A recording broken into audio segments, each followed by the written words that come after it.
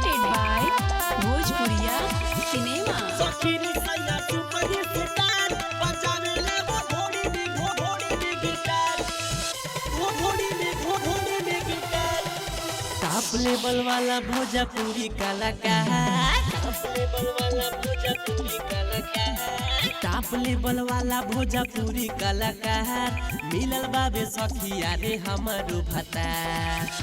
सखी रे सैया सुपर स्टार बजावे लागू ढोड़ी में गिटार सखी रे सैया सुपर स्टार बजावे लागू ढोड़ी में गिटार टॉप लेवल वाला भोजपुरी कलाकार मिलल बाबे सखिया रे हमारो भता सखी रे सैया सुपर स्टार बजावे लागू ढोड़ी में गिटार सखी रे सैया सुपर स्टार बजावे लागू ढोड़ी में गिटार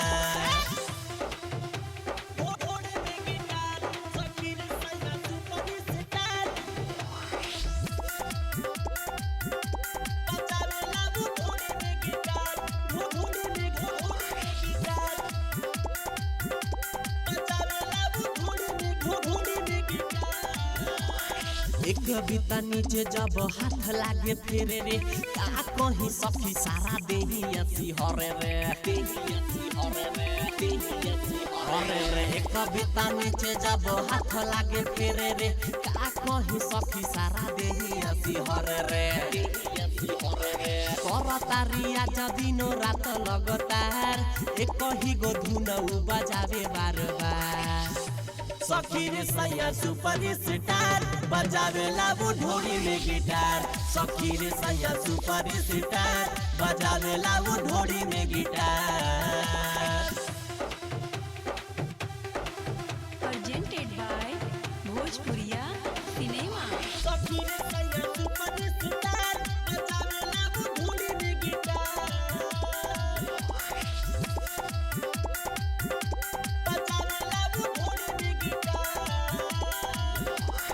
परबिन राजा हरदम रहेला ई सुरु रे बतिया सिखावे कुली गवतम गुरु रे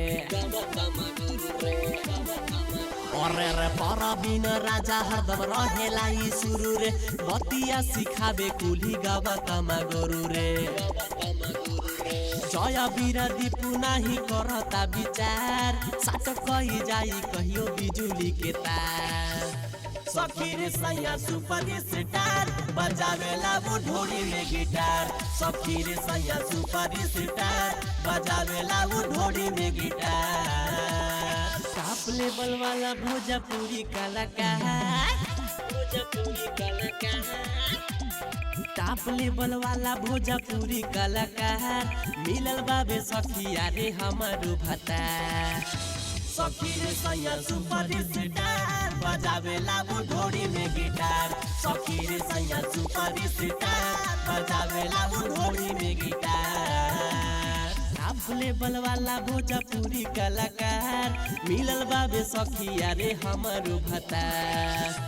सखी रे सैया सुपर स्टार बजावे लागू ढोड़ी में गिटार सखी रे सैया सुपर स्टार बजावे लागू ढोड़ी में गिटार।